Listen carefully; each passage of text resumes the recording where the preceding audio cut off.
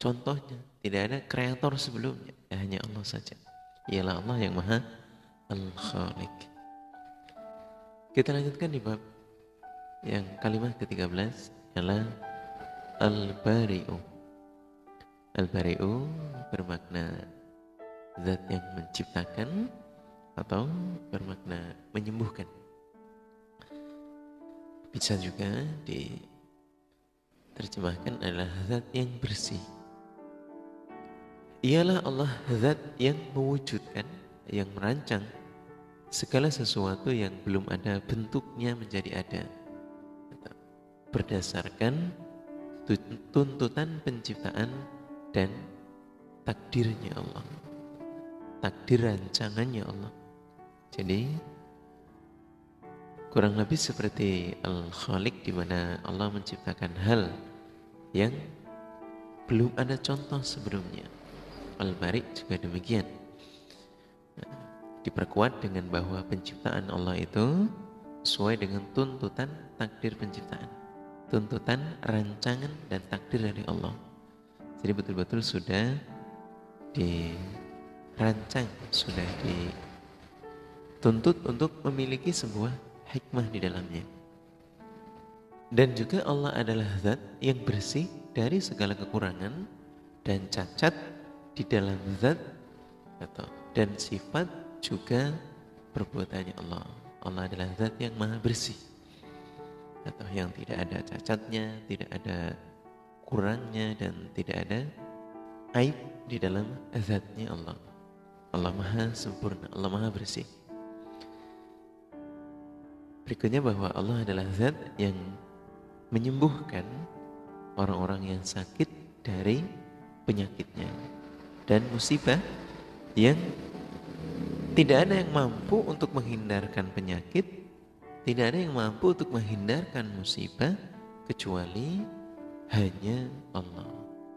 Jadi sebuah musibah penyakit atau cobaan penyakit yang ada di dalam dirinya hamba, hanya Allah lah yang maha Al-Bari, yang maha menyembuhkan, yang bisa, atau tidak ada yang mampu untuk mengobati terhadap penyakitnya kecuali hanyalah Allah.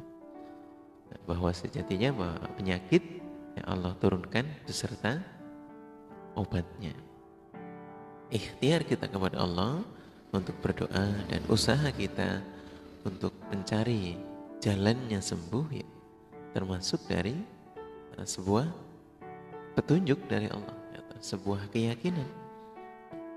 Kalau kita sudah yakin bahwa penyakit ada obatnya, maka mintalah kepada Allah petunjuk dari Allah bagaimana hendaknya bahwa apa yang kita sedang rasakan itu bisa segera diangkat oleh Allah. Maka ketika kita berdoa dalam sakit kepada Allah, minta agar ketika disembuhkan oleh Allah atau ketika mendapatkan obat dari Allah, supaya tidak ada sedikit pun yang tersisa, supaya betul-betul dibersihkan kepada Allah. Tentunya Rasulullah juga untuk mendapatkan kesembuhan dengan berdoa, atau supaya penyakit yang ada di dalam akhi kita, saudara kita, ukhti kita itu diangkat, dihilangkan sampai tidak tersisa. Sebagai sunnah bahwa mengunjungi orang yang sakit adalah kewajiban dari orang-orang iman. Allah lah yang maha menyembuhkan, Allah lah zat yang bisa menghilangkan penyakit yang tidak ada yang bisa menyembuhkan kecuali hanyalah Allah. Maka jangan sampai kita berlaku syirik kepada Allah, menggunakan pengobatan-pengobatan yang syirik, juga datang kepada orang-orang atau tabib-tabib yang secara prakteknya itu tidak syar'i, itu dilarang. Para muslimin muslimah yang berbahagia, kita lanjutkan di bab 14, ialah Al-Musawwir, di mana Al-Musawwir bermakna Allah zat yang memberi rupa, yang memberi wajah, katakan rupa ya terkait dengan wajah dan bentuk, Allah adalah zat yang memberi rupa atau bentuk dengan ketentuan pada makhluknya Allah sesuai dengan yang Allah kehendaki. Dan Allah memberi rupa pada semua yang wujud. Setiap sesuatu atau dari makhluknya Allah ada bentuknya yang khusus dan keadaan atau bentuk dari makhluknya yang tersendiri. Jadi kemudian ketika wujudnya itu berbeda dengan pada umumnya itu karena kehendaknya Allah yang menghendaki demikian. Manusia dengan kategori tangan, kaki yang bentuknya sudah umumnya di posisi yang demikian, kemudian ketika ada makhluknya Allah yang tidak sama dengan yang ada, maka itu adalah kehendaknya Allah yang mewujudkan terhadap makhluk-makhluknya yang khusus, yang berbeda dengan yang lain. Bukan berarti bahwa Allah itu tidak mampu untuk membuat secara sempurna keseluruhan. Tapi memang Allah menghendaki sesuatu itu khusus bentuknya, tersendiri bentuknya. Yang mana dijadikannya bentuk makhluknya Allah berbeda-beda atau atas rupa dan juga atas bentuknya, atas wujudnya. Jadi tidak sama. Bahkan apabila ada dua orang yang kembar sekalipun atau makhluk Allah yang sama sekalipun, pasti ada ciri dan perbedaan yang berlaku, tidak mutlak atau 100% sama. Karena Allah dalam menciptakan sesuatu sangatlah detail dan tidak ada yang sama. Jadi kalau makhluknya Allah atau hambanya Allah ingin mengkreator penciptaan wujud dari Allah, ternyata ya detailnya itu sangat luar biasa. Atau bagaimana cara Allah menyusun tulang, darah atau daging, urat, nadi, kemudian ruh, dan semua organ-organ manusia itu sangatlah detail dan tidak ada yang sama satu sama lain, atau semua saling menyempurnakan. Dan betapa maha besarnya Allah dalam hal penciptaan, bahwa dari awal manusia ada di dunia sampai dengan saat ini bahannya itu tidak sama, berbeda-beda. Nabi Adam diwujudkan dari tanah liat, kemudian manusia Allah ciptakan dari sperma yang diwujudkan di dalam rahimnya seorang bunda. Jadi detailnya Allah itu sangat luar biasa, dan penciptanya Allah bisa dengan apa saja sesuai dengan kehendaknya Allah. Dan kita hanya Allah menyadari bahwa semua itu tidak terjadi atau dengan sendirinya, atau ada Allah yang meneliti, yang mengawasi, yang meramu terhadap kita dan juga penciptaannya Allah yang ada di dunia melalui hambanya Allah lagi. Para kaum muslimin dan muslimah yang berbahagia, bahwa maha besarnya Allah dalam Al-Musawwir ini memberikan kita satu nasihat, bahwa bentuk-bentuk hambanya Allah ini sudah ada takdir dan qadarnya. Jadi dalam keluarga kemudian ada yang tidak sempurna, itu kehendak dari Allah. Segala sesuatu Allah ciptakan dengan tuntutan penciptaan. Jadi kalau ada yang menurut hambanya Allah itu tidak sempurna, jangan dilihat dari sisi kekurangannya. Bisa jadi bahwa kekurangannya itu mengandung banyak kefadalan yang lain. Seperti halnya para ilmuwan dunia yang secara fisik kemudian tidak sempurna, tapi IQ-nya oleh Allah diberikan istimewa, atau ketika orang tuanya mau bersabar dan mencari, meramut dan mengarahkan terhadap sesuatu yang baik, atau dengan tabah, tawakal kepada Allah. Jadi tetap memiliki hal yang istimewa di dalam dirinya. Apalagi kita yang diciptakan oleh Allah tanpa kekurangan. Sejatinya bahwa kita lebih atau harus menyadari kesempurnaan itu sebaik-baiknya. Jadi tidak merasa ya atau kurang hanya karena mungkin tidak memiliki harta dan lain sebagainya. Karena kesempurnaannya Allah itu ya sudah diletakkan di dalam diri kita. Tidak hanya rupanya saja, tapi bagaimana Allah meletakkan atau cara berpikirnya, otaknya sudah sempurna, kesehatannya sudah sempurna, atau semuanya telah Allah berikan untuk kita, anugerahkan, maka kita harus memanfaatkan sebaik mungkin. Jangan merasa kurang, jangan merasa tidak sempurna, apalagi hanya urusan kekayaan. Dan dalam hal ini mengamati Allah dengan semua nama dan sifatnya, kita akan mendapatkan banyak pencerahan. Para kaum muslimin dan muslimah yang kami hormati, berikutnya adalah Al-Ghafar, kalimat yang ke-15, di mana Al-Ghafar bermakna Allah yang mengampuni beberapa dosa. Allah adalah zat yang mengampuni berapa dosa hambanya berkali-kali dan berulang-ulang sampai tidak bisa terhitung. Bahkan meskipun sebesar dan sebanyak apapun dosa itu, meskipun sebesar apapun dan sebanyak apapun dosa hambanya itu, Allah tetap akan mengampuni berulang-ulang. Setiap kali dan berulang-ulang taubatnya hamba, maka berulang-ulang pula pengampunan dari Allah, Tuhan kita.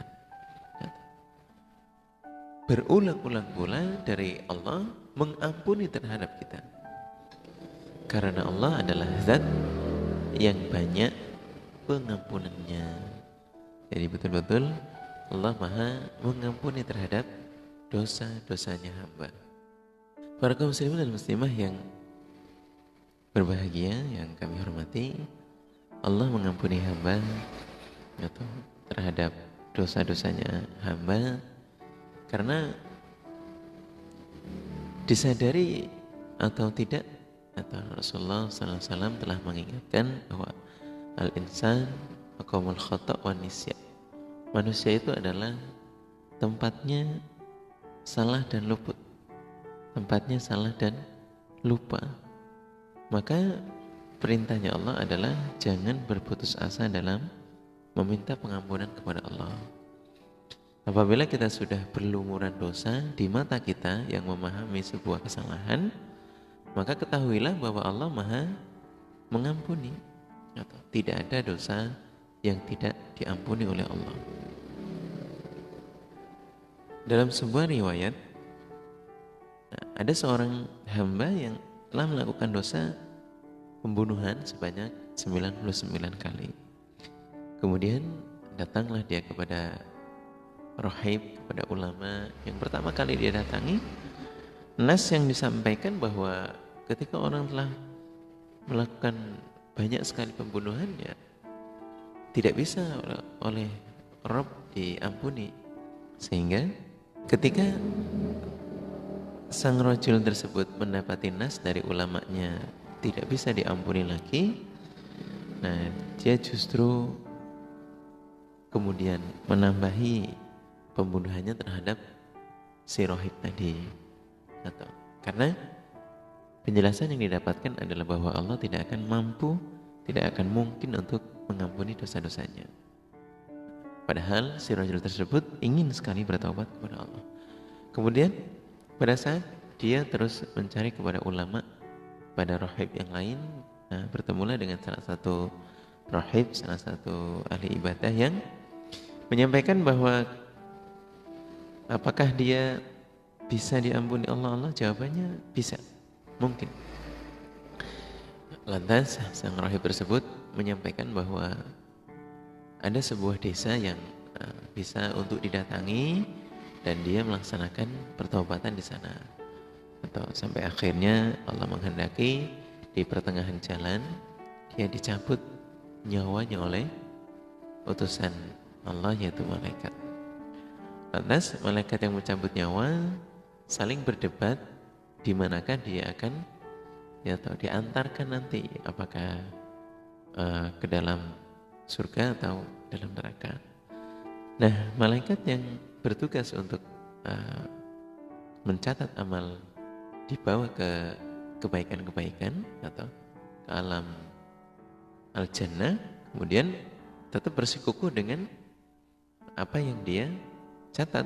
Atau kemudian bahwa malaikat yang mencatat bagian dosa juga bersikukuh bahwa dosanya jauh lebih banyak, sehingga atau keduanya laporan kepada Allah Subhanahu wa taala dan dihitunglah amaliyahnya. Dalam penjelasan riwayat itu kemudian memenangkan sebuah niat baik dan juga langkahnya si rajul tersebut yang telah melakukan banyak dosa, bahwa langkahnya lebih dekat kepada desa yang akan dia tuju untuk melaksanakan taubat, dan dia telah jauh meninggalkan terhadap dosa-dosa dan perbuatan yang dia lakukan. Bahkan terakhir kali ketika dia melakukan eksekusi pembunuhan terhadap rahib, sehingga Allah mau mengampuni berkat niatnya dan berkat dia telah atau mau meninggalkan terhadap apa yang dia lakukan, atau dan niat suci untuk bertaubat. Para kaum muslimin dan muslimah, bahwa kefadilan Allah atau memilih dia untuk mengampuni betul-betul dari segala hal yang dia telah lakukan adalah sebuah harapan, atau dalam kalimahnya Allah, wala tayasu min rahmatillah, maksudnya bahwa jangan pernah berputus asa dari rahmatnya Allah. Urusan kita telah melakukan banyak dosa, kemudian kita berniat untuk bertobat, lakukan dengan tuntunannya Allah, yaitu taubatan nasuha. Jangan lagi mengulangi terhadap dosa yang kita telah perbuat. Nantinya harapan Allah begitu besar untuk bisa mendapatkan pengampunan, karena Allah Maha mengampuni. Dalam kalimah 15 yaitu Allah mengampuni terhadap dosa-dosanya hamba sekalipun dosanya besar dan tidak terhitung. Kalau dalam sebuah riwayat hadis ya, meskipun dosanya itu geduk setinggi langit ya, Allah tetap mengampuni, atau bahkan seluas atau sebanyak buih lautan, sebanyak hitungan pasir. Kalau kita bisa taubatan nasuha, atau insyaallah dengan izin Allah, Allah pasti akan mengampuni, dan yang jelas meninggalkan semua perbuatan yang telah dia lakukan ketika telah bertobat dan melakukan banyak pulihan, atau dengan banyak beribadah, beristighfar dan sholat. Maka kita kaum muslimin dan muslimah yang besar dalam artian tidak banyak mengerjakan dosa-dosa hati yang besar, jangan sampai mengerjakan dan jangan sampai mengulangi kesalahan-kesalahan yang salah. Perbanyaklah untuk zikir, bertaubat dan beribadah kepada Allah. Seperti halnya orang-orang yang menginginkan pensucian dosa, menginginkan diampuni oleh Allah, karena mereka betul-betul mengharapkan dan menginginkan surganya Allah. Apalagi kita yang dalam kategori tidak mengerjakan dosa-dosa besar, meskipun tidak ada kepastian dari Allah sendiri untuk tidak melakukan dosa, atau karena sejatinya kembali tadi manusia adalah tempatnya salah dan dosa pasti punya. Tapi orang-orang iman yang justru dalam hal menjaga itu juga masih akan tetap banyak melakukan atau diliputi oleh godaan-godaan yang sangat besar juga, ialah dari jin, syaitan, atau dan bala tentaranya yang selalu ingin menjerumuskan orang-orang iman. Para kaum muslimin dan muslimah, kita masuk di bahasan bahwa Allah Maha mengampuni, tapi pula bahwa jin, syaitan itu memiliki niat yang sangat kotor, yang sangat jelek, bahwa dia berusaha untuk menyesatkan terhadap hamba-hambanya Allah, atau baik itu yang imannya katakanlah sedang sesuai dengan sabdanya firman Allah yang lemah ataupun yang tinggi. Bagaimana cara Allah memberikan kesempatan kepada jin atau untuk menggodanya? Ya, disampaikan bahwa jin syaitan iblis itu mempengaruhi ketika imannya adalah lemah, maka tetap akan diarahkan bagaimana dia untuk mengerjakan sesuatu yang bid'ah, yang khurafat, yang syirik dan tahayul. Dia tetap akan dipengaruhi, akan diarahkan, akan diberikan sesuatu yang membingungkan, sesuatu yang membuat dia ragu-ragu. Atau bagi orang-orang iman yang imannya lemah, yang sedang. Nah, sehingga mampu dan terpengaruh atau sampai akhirnya dia juga akan melaksanakan taubat, tapi pengaruhnya akan terus berjalan. Atau bahkan orang-orang yang sholat pun oleh jin dan syaitan itu dipengaruhi oleh kemampuannya, karena dia beribadah dengan malaikat itu sudah lama ya toh. Maka di dunia dia mempunyai pengalaman untuk mempengaruhi terhadap hamba-hambanya Allah, terutama Nabi Adam dahulu juga sudah berhasil, apalagi kita manusia. Kemudian bahwa orang-orang yang imannya tinggi, yang imannya baik juga akan dipengaruhi. Bagaimana caranya? Dalam sebuah riwayat dan keterangan sedikit kami ambil bahwa ketika dia senang beribadah, atau maka si jin dan bala tentaranya akan membuat dia ibadahnya itu atau terus disenangkan dengan ibadah, tapi niatnya kemudian diselewengkan, diarahkan agar dia tidak melaksanakan atau sesuai dengan yang Allah kehendaki. Kadang-kadang beribadah tapi niatnya diselewengkan atau disenangkan, atau sehingga melakukan hal-hal yang kemudian dikehendaki oleh jin, nyeleweng dari perintahnya Allah. Karena menyimpangkan itu ya banyak halnya. Contoh dalam hal ibadah bahwa ketika dia suka untuk berzikir atau membaca Al-Quran, kemudian di sana niatnya diarahkan, diganggu, digoda ya, oleh iblis dan jin agar ya, tidak karena Allah itu. Karena syirik itu tidak hanya yang besar, bahwa syirik dalam perintahnya Nabi ada syirik yang khuf, dan hambanya Allah terutama umatnya Nabi itu sangat mungkin untuk digoda. Dan untungnya bahwa contoh dari Rasulullah, hanya Rasulullah sendiri yang atau tidak mampu untuk digoda oleh jin. Kalau hambanya itu masih ada kemungkinan. Apalagi kita umat-umatnya Rasulullah SAW, atau menjaga niat itu sangat luar biasa beratnya. Maka dalam hal apapun kita niatkan untuk ibadah kepada Allah sesuai, diatur kembali, ditata kembali, diingatkan kembali supaya tidak salah dan keliru. Para kaum muslimin dan muslimah, ialah Al-Ghaffar. Meskipun kita banyak melakukan salah dan kita tidak merasa sebagai hambanya Allah yang tidak melakukan dosa, pasti kita melakukan salah dan dosa dalam kehidupan sehari-hari. Namun kita yakin bahwa Allah adalah Zat yang Maha Pengampun. Contoh-contoh dari jin dan syaitan yang mengganggu adalah sesuatu yang tidak bisa dihindari. Jadi kita tetap meniatkan diri selalu berjaga-jaga atau untuk tidak melakukan kesalahan. Para kaum muslimin dan muslimah yang berbahagia,